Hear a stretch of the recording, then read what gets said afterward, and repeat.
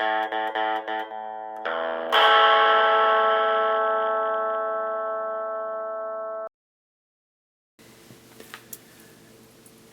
today I'm looking at an older game that I've been curious about for a while.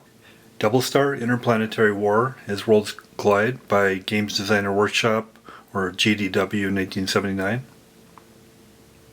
As always, subscriptions are appreciated if you enjoy my content. They have a few of these games, which are kind of these biggish, kind of flat boxes. It's 11 by about 14 and like an inch thick. Just has a image on the front, and it's well done. A couple of the other games too, like Blood Tree Rebellion and Belter, have this kind of two color scheme, and it shows some type of base on a planet. Of course, you got the two stars, these interesting machines that are battling, maybe some kind of energy weapon, and shadows coming off, kind of focusing on the stars here, that way. Very well done. And design credit was designed and developed by Mark W. Miller, who's done obviously a lot of other great games. Playtesting, then art direction by Paul R. Banner, and the nice box illustration by Steve Fabian. The overview is laid out here in the manual. The Epsilon Cetus system, containing an M8 red dwarf and a G0 yellow star, was originally colonized by two independent relocations missions, each of a distinct ethnic origin. The first to arrive claimed the better G0 system, and in that system the planets were colonized. And the second ethnic group, of Chinese origin, arrived 50 years later. In the inner system they found that it was already colonized, and so they went to the second system. The pressure of the population of the second settlers put pressure on the pressure for additional resources from the first brought the two systems in conflict. Two players assume the role of the leader of an entire culture and must lead it to victory over the other. And the game is set up, it has some randomness, but it seems to focus on strategic decisions. And it has, as you see, it has kind of space elements, but then also surface elements, which will make it interesting to look at.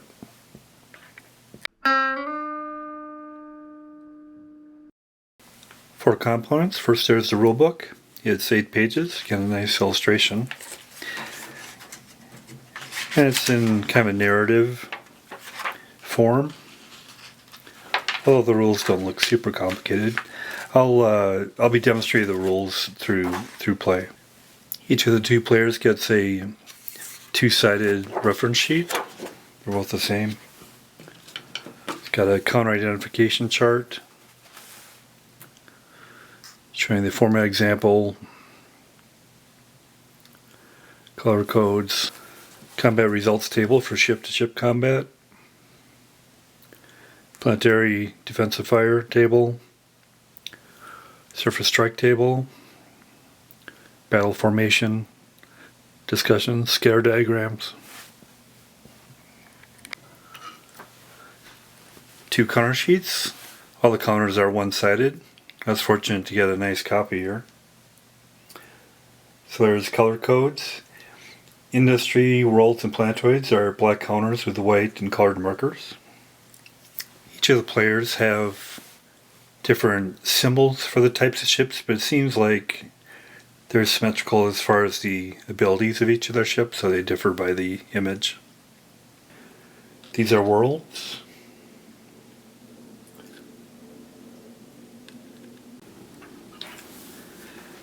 And the game comes with 1 dice. And the game comes with 1 die. 6-sided. And the game comes with 1 6-sided die. 2 sheets of counters. All the counters are 1/2 inch. And they're 1-sided. This is a culture that got there first, that settled around the yellow star. And this is the Chinese culture that came later and settled around the red dwarf. So this culture has the yellow markers, and this is the Chinese culture that came and settled around the red dwarf star, the green markers. And the units seem to be symmetrical between the two, just different images on the counters. And these represent worlds, and these smaller dots are the planetoids in the systems. These markers represent industry. The hexagons are bases. These are planetary defense, power plants, population markers. Each planet represents 1 million persons. Formation markers. Different formations that a task force can use, and they have different characteristics. You have cones, globes, wedges, and cylinders. Command ships, such as the white on the background. Orbital fighters.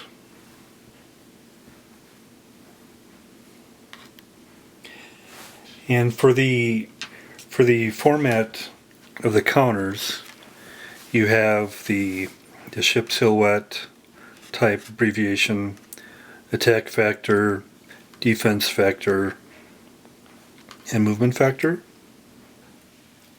And the ships cost different amounts. Command ship, the weight on the background is 882, and it costs 8 points. Orbital fighters, 210, and they cost 2 points. Robot fighters, 213s, they cost 2 points. Battleships, 1682, cost 16 points. Battle cruiser, 1243, costs 12 points. Transport, 012, cost, they have no cost, and 7 are allowed. Then you have cruisers, which are the 843, cost 8 points. Destroyers, 422, costs 4 points. Fighting transport, 225, costs 2 points. Here's a map.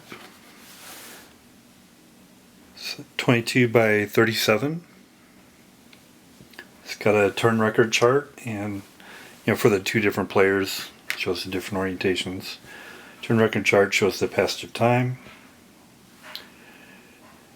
These are the planets on the systems.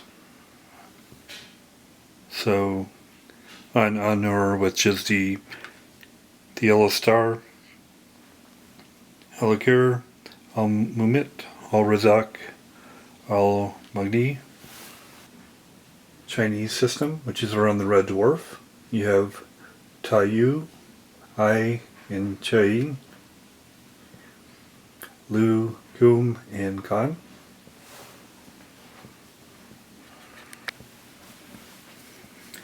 Smaller one's a planetoid, and these are planets that have hexes.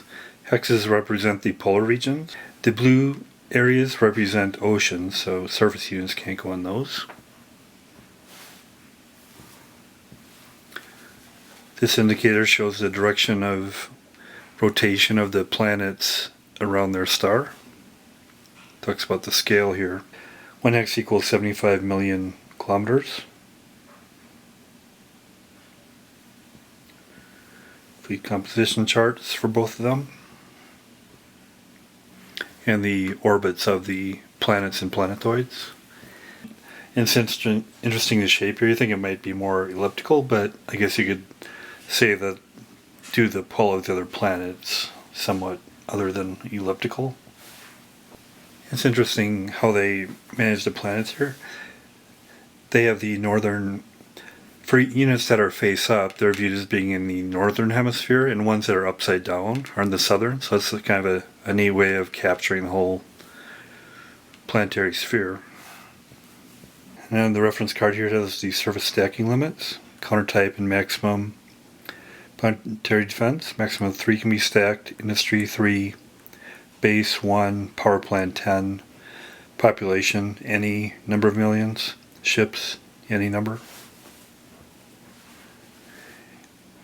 And the population is restricted to 5 per base on a planetoid surface.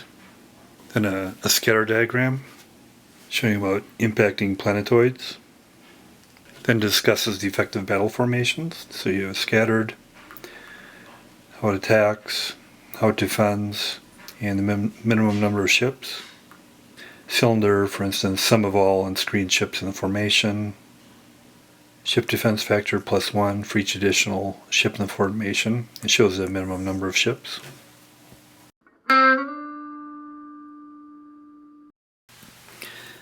Getting into setup and play here, there's 3 different scenarios. There's sneak attack, which I'll be doing. The Chinese culture, having decided to resort to violence to resolve its dispute, has prepared a plan for a preemptive attack on the Anur civilization. The initial budget for the civilization, the Anur system, which represented by the yellow counters, it's 180 points initially, and then the subsequent production budget is 40 points. Chinese budget is 200 points. The subsequent production budget is 10 points. Chinese player goes first. Game lasts for 12 turns after the Chinese player crosses the outermost orbit line, or to a total of 48 turns. Victory: the Chinese player must establish base on the Anur system in any world, and wins if he does so. Otherwise, the other player wins. Then there's Armageddon, and also Raid. For all those scenarios, the first step is to set up the planets, planetoids, and moons. And the opposing player sets up, you set them up in their orbits around their moon locations on their world charts. And the opposing player sets them up. The Chinese go first. So they'll choose to put, the world's basically a further distance from where theirs are, and they put them on the orbital track of, in the Anur system, of course, of Al-Razak, Al-Bugni, and Al-Mumit. Those are the planets, which have the corresponding worlds here. And then you put their moons in these locations, which are indicated there. And then there's also the planetoid, Al-Akir, which has a planetoid marker here. But you put that on there as well. And then the civilization in Anur will put the Chinese planets in their positions. You have the dual planet of Ai and Qian, which goes in this orbital path. You have Taiyu, and then you have Khan, carrying that planetoid's going around there, and Koun goes in this long path. And these planetoids each have moons, and these worlds have moons. And then you place bases in population. You have to pay for your bases, and I'll show that in a bit, how much I paid for each, but You need bases in order to land transport ships and to have a port where the ships. So they're each going to have 5 bases, and they cost 4 each, so that'll cost them 20 points each. So I'll put them. I want one on each of the worlds. So I'll put one on each of these worlds. And then I also want them on some planetoids or moons, because if I put a power plant on a moon or planetoid, I can drive it out of its orbit and head it towards the enemy. But my understanding is I need a base, though, in order to land a transport to put a power plant there. So put one on Alakir planetoid, and then I'll just put it on this moon.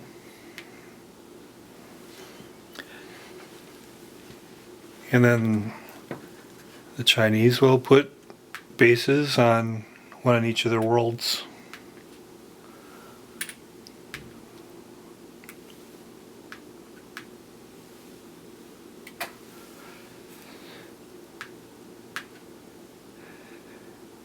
And then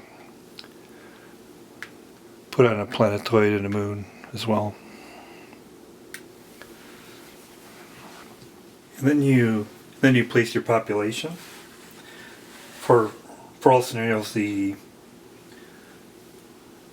when their civilization has 1,445 points, where each point is 1,000,000 people, and the Chinese population is 1,262 points, and you distribute those across the worlds, or you can put, if there's a base on a planetoid or moon, you can put 5 population there.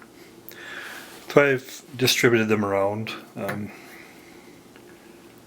And on the polar regions, if the population is in the northern region, they would be face up. But if they're in the southern region, they'd be face down. So these are in the southern region.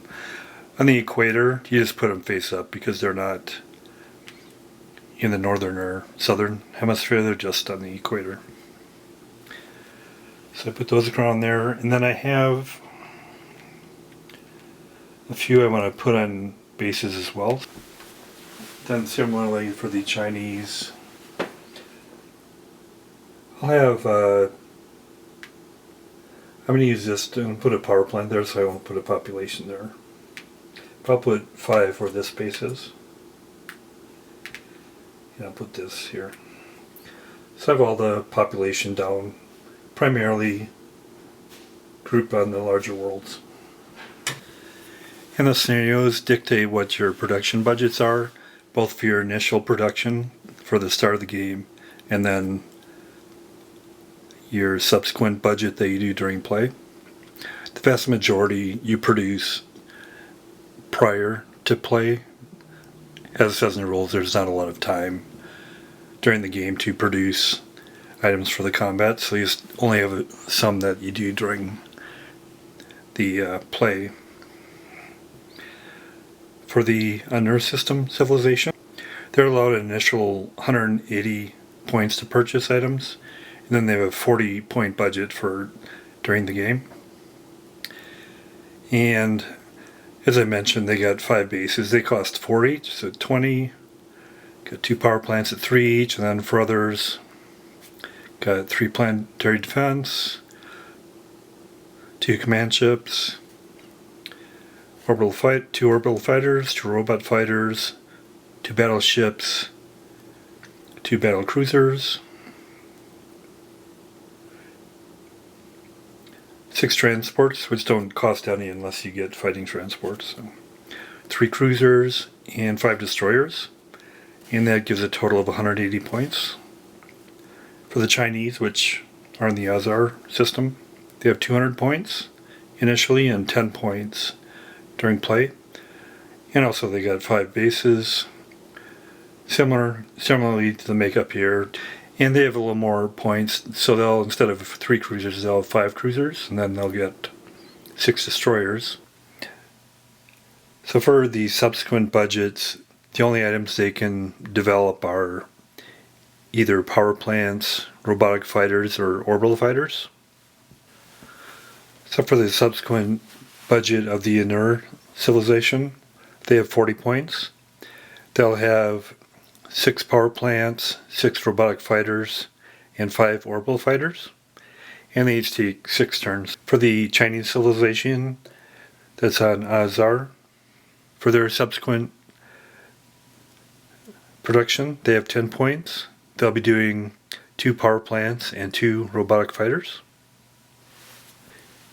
The game proceeds in game turns, and each game turn consists of one player doing their turn, the second player doing their turn, and then an interim phase.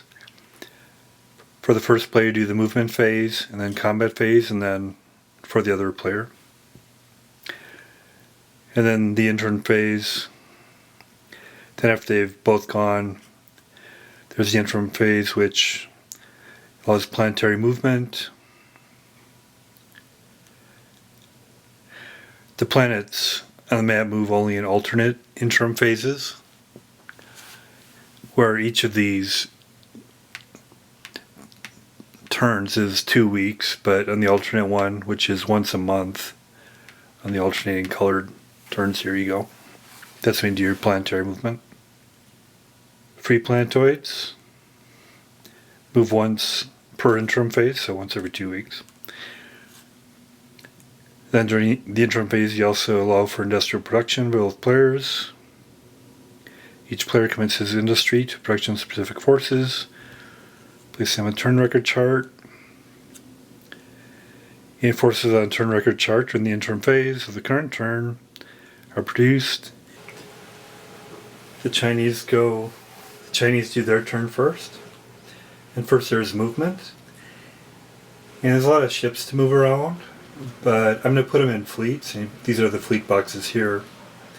And when a fleet is with a command ship, they can do different battle formations.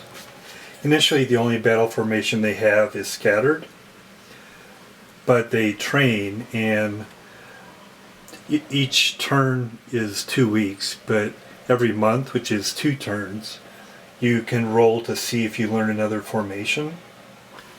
And how well they learn depends on where they are. If they're within their outermost orbit of their system,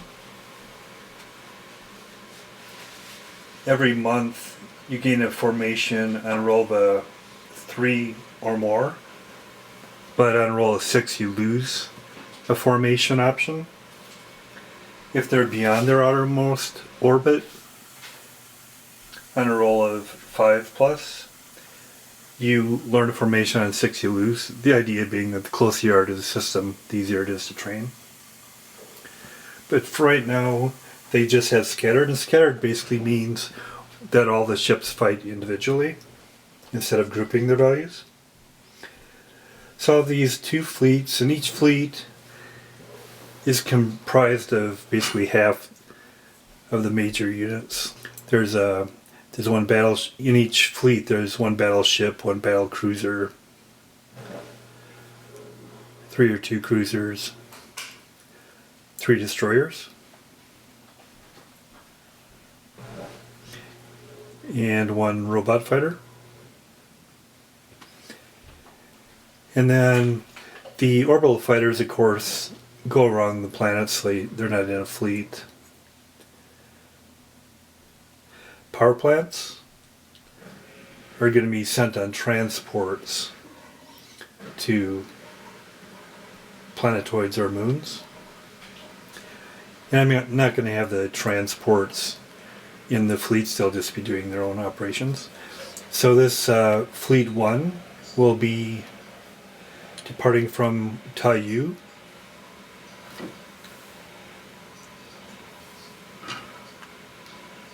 Which is up here. And the movement is, it takes 1 movement point to go from the surface to the orbit, and then 1 movement point for each SpaceX to go and beyond that. And facing is important. Facing would be this direction.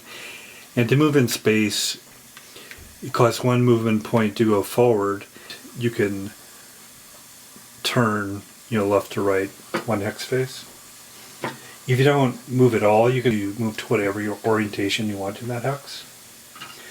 And since this is a fleet, it's limited by the slowest.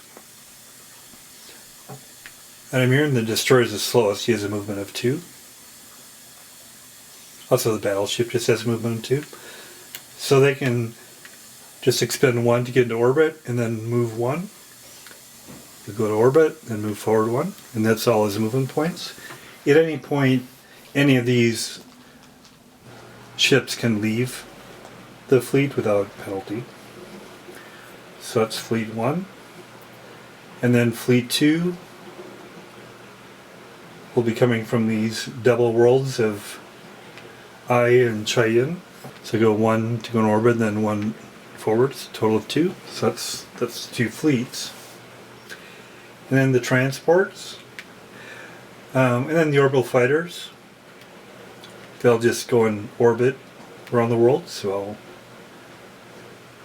put him on Taiyu. And since he's in orbit around that world, he'll go on the orbital path with the planet, of course, since he's in orbit of that planet.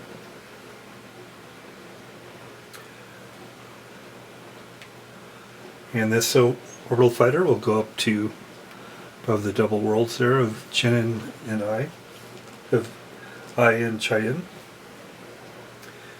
Then the transports of Cheyenne here, he's just gonna stay in orbit around these worlds. It's got 3 transports there. Got 1 transport here carrying a power plant. He's got a movement of 2, so he'll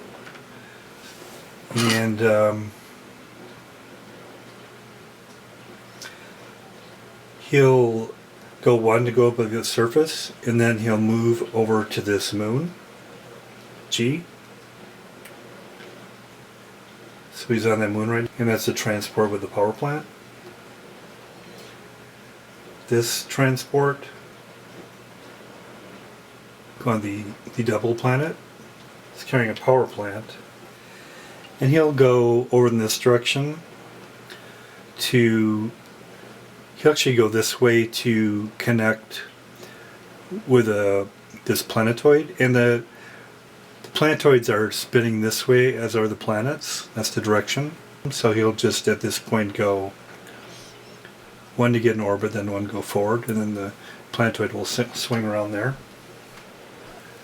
Then the planetary defenses are produced from the industry, and they will stay on this world. And another one will stay on this world. And this planetary defense will be on this world. That's all the movement for the Chinese.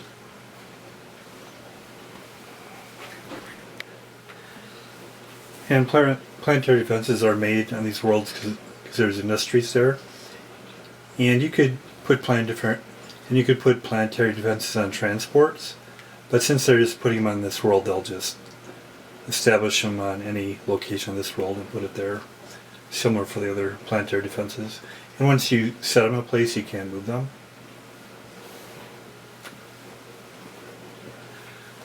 And then there's no combat. Combat only occurs when either ground forces or space forces are on top on the same counter as enemy forces. So there's no combat yet.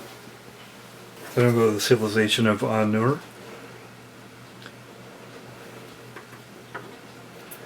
For their movement.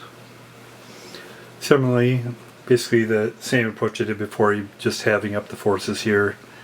2 fleets, each with a command ship. And we'll have Fleet 1 being that goes off of Arazak and goes to orbit and then moves forward 1. And its facing is going that hex direction. And then Fleet 2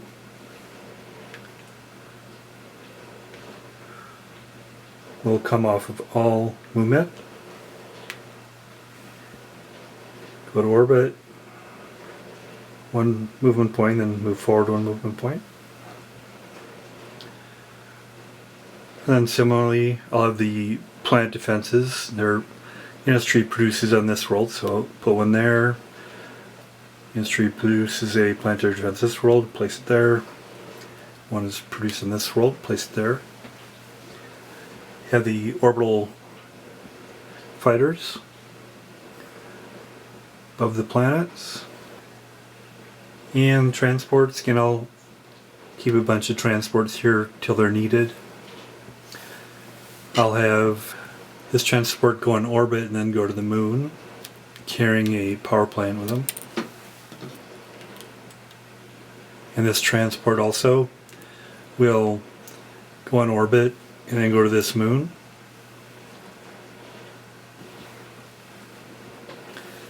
And cargoes can be dropped off without any movement point costs, so he'll drop that off in this world, on this moon.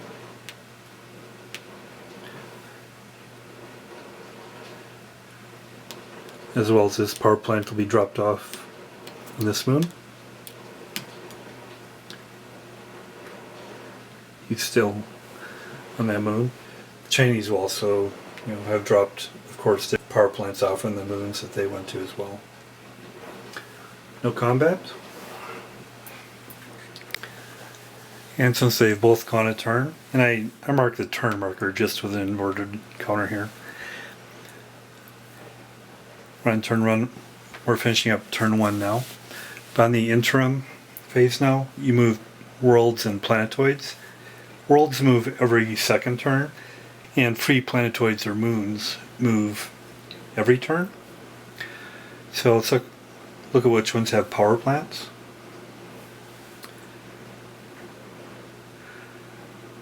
And the Chinese worlds have a power plant on a moon of Taiyu.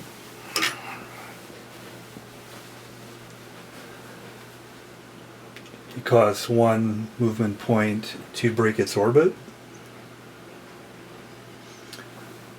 So he's right here. And when he moves, he'll have a movement speed of 1. And I'll indicate that by having one of these markers to do that, and also show the facing. And then for the underworlds, they have a couple moons that have power plants. One's around Al-Mugni, so he'll break orbit. And when you break orbit, you discard the power plant.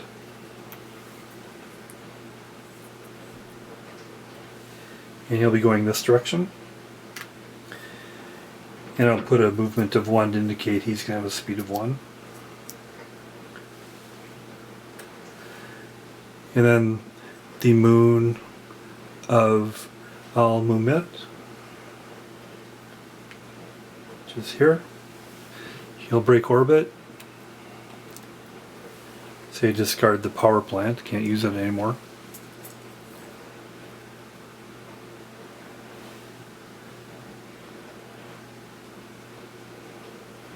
And he'll be going this way. And then production. It takes 6 turns to produce each. So the Chinese, they don't have too many to develop, so they'll just go ahead and put everything on the track here. They'll put all their robotic fighters they'll be developing, and also all their power plants. And then when it gets to turn 6, they can put them on the map. And the Anur is just going to be doing orbital fighters right now, but they'll do all their orbital fighters. They'll put them on there. So when you develop your forces, you put them on the turn that they'll be showing, and since it takes 6 turns, they'll go on the 6 turn marker here. And then once they hit that turn, they'll come on the map. And that's in the first turn, so we'll go to the second turn. Then movement for the Chinese. So in their fleets, The fastest ships go 3 movement points and the slowest go 2. So not a lot of difference. So then they're limited to going to 2. You just go 2 forward. You go 2 forward. And he doesn't have any combat yet. That's all the movement he'll do. And then movement for the on-Earth system. Go 2. And then his second fleet will go forward 2.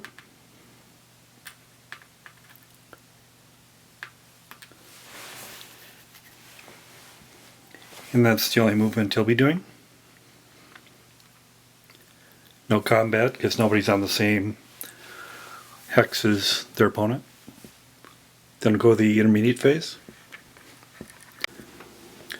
So for production, there's no subsequent production anymore for the Chinese. They have all theirs on there, but the Anur have some. And they'll put all their robotic fighters on here, so they'll come on the 7th turn. It's only production. And then the movement of planetoids and worlds. Since 1 month has passed, so 2 turns have passed. Each turn is 2 weeks. So first we'll move the free planetoids. They move every 2 weeks. And these are both going at a speed of 1. So they'll move ahead 1. This will move ahead 1. If they had another power plant on there, they could speed it up or slow it down by 1 movement. Or if they're around a planet, they could go into orbit. They don't have any power plants there. And then we have this free planetoid that moves. And then the worlds and the planetoids in orbit move once every month, and it's been 2 turns, so they move now. And they go 1 hex in the direction of their orbit, and the orbit is shown here as counterclockwise. So let's move all those. This planetoid, world here, and that orbital fighter stays with that world as it orbits. And then moving the worlds, they go once per month. Move, move, move.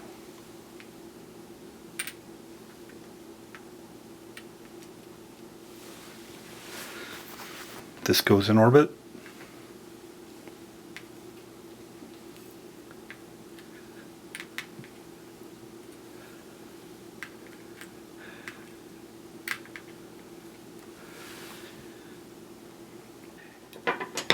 And then on the interim phase, once every month, which is once every 2 turns, each player gets to see if their training's been successful in learning information. I'm assuming it's for each task force, and they each have 2 task forces. So you randomly draw the type. So first of all, you randomly see if any are gained. If they're within their outermost orbit, they gain training on a 3 or more, and they lose training on a 6, and they're all within their outermost orbit. So they each have 2 task forces. So we'll check for the Chinese. Yes, he gets 1. Then you draw from the 4 different types. Task Force 1 gets a wedge formation, in addition to the scatter, which is the normal one.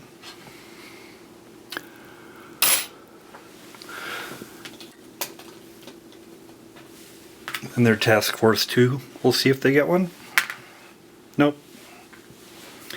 And the Anur, yes, they get 1. They get a globe in their first task force. And the second one, they lose 1, but they don't have any there already, so they don't lose any. So that's the end of that turn.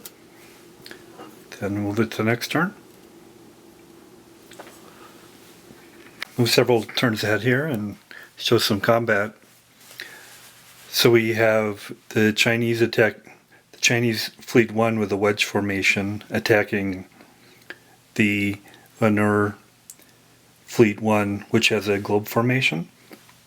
Then we also have the Chinese, so that's ship-to-ship combat. And then we have the Chinese Fleet 2 here that's attacking this world. First we'll do the ship-to-ship combat. For the globe, the Chinese are attacking first, so they're the attackers. For the wedge, you attack with the best ship attack factor, +1 for each additional unscreened ship in the formation. And the defense is a ship defense factor, +1 for each additional unscreened ship in the formation. And you attack, the formation attacks individual ships, and they can only attack once. And then for the defending globe formation, for the attack, you sum all ship attack factors in formation. In defense, it's the ship defense factor +1, I think, for each additional ship in the formation. And then we go to this table. And the wedge of the Chinese will be attacking. They'll pick off this cruiser. So for their attack, they have the best ship attack factor is a 12 for the battle cruiser, +1 for each additional unscreened ship. And screened means that they're not used in combat.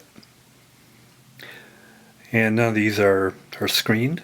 And then the defense factor for the Anur, they're attacking this cruiser, which has a defense factor of 4, +1 for each additional ships. Go to the table. Difference is 5, so go to this column. Then roll 6-sided dice. 6. Nice. So that ship will be eliminated. But before that ship will be eliminated, but before it's eliminated, they get to also attack. And then their attack is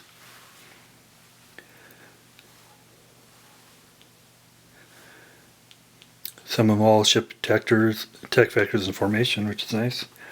So it's 20, 22, 34, 38, 46, 50, 58 versus the defense of the wedge. The ship plus the additional ships, and they'll be attacking the battle cruiser. So they'll go in this column. And the effects are either no effect for the dash, target disrupted, where it's inverted, and until the end of the current player turn, smooth formation and may not attack, but it defends normally. E is the target is eliminated. B is the target is eliminated and the formation is broken. So let's see what we got. 1.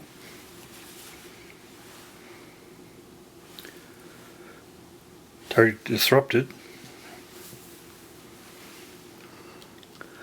So he's not going to be able to contribute in battles. That's quite a success. And you keep going until this either one side's totally eliminated or one flees. And then when the battle is complete, the losing fleet is removed, and the other advances a hex. And now we have a fleet that's attacking to this planet, and this fleet has a formation of cylinder with these ships, and this planet has a planetary defense. So first of all, they go to the planet. When they get in the same hex as the planet, as they are, go to the planetary defense fire table, look at the ship defense, or robotic fighter, or planetoid, and the planetary defense fires twice at their target. they're firing into a formation, which is a cylinder, and the defense is the factor +1 for each additional ship. They'll be firing at this. They'll be firing at this cruiser, which has a defense of 4 plus, so it's 5 plus. Roll dice. 2. Target's eliminated. And now they can fire one more time. They'll fire at this other cruiser. Same. 2. Another is eliminated. So successful. And now we do the surface strike table by the ships. And the ships attack individually. Robotic fighters do it a little bit different. We'll first go to this battleship. It's got an attack factor of 16.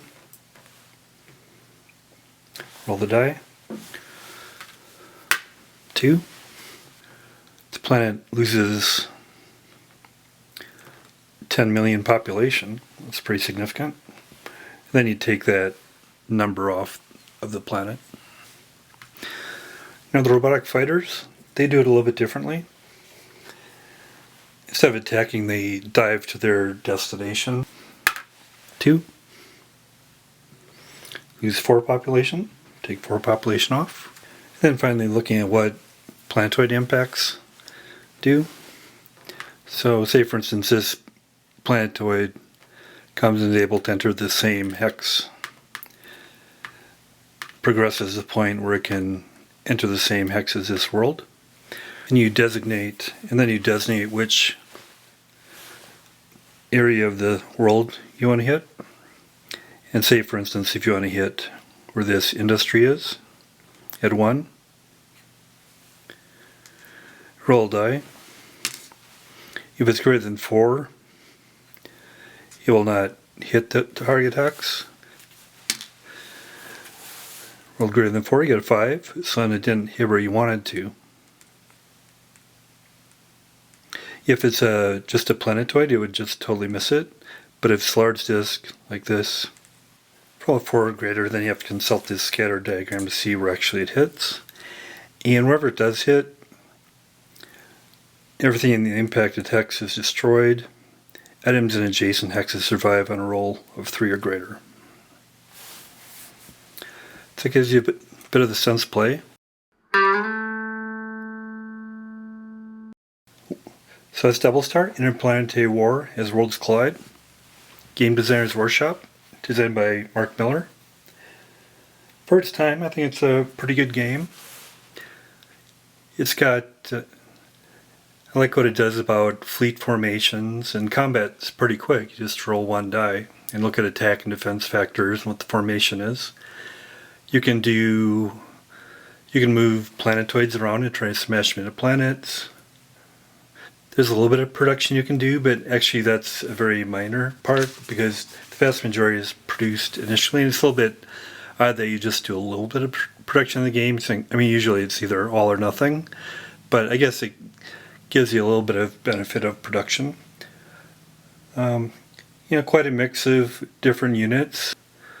The 2 different cultures that are fighting both have same types of units, so it's not asymmetric that way. But and then you have orbital motions you do, the planets and some planetoids. Combat, there's no ranged combat, and it kind of makes sense that it isn't because, the hexes are a big area of space, so it's unlikely you'd shoot across a couple, but it's somewhat limited in that you have to be like right on top of the space when you're combating in order to do the combat. So you have to plan and land right on top of them, and same if you're defending, and you have planetary defenses, and it's interesting how you're basically trying to wipe out populations, which is interesting how the surface bombardment's a big aspect of the game. Yeah, like how you have, you have like surface hexes, although there's not, I was thinking there might be like you move, surface units around to combat, but that's not how it is. You put them on there and then you do your surface attacks from space. So, it would have been, I think, nice if there were like, ground troops there too, but that's not how it is. Got a lot going for it. It's kind of an early game. It's kind of one of the earlier games. Enjoyed it. Especially first time, it's good. I'll give it a 6 out of 10. Thanks a lot.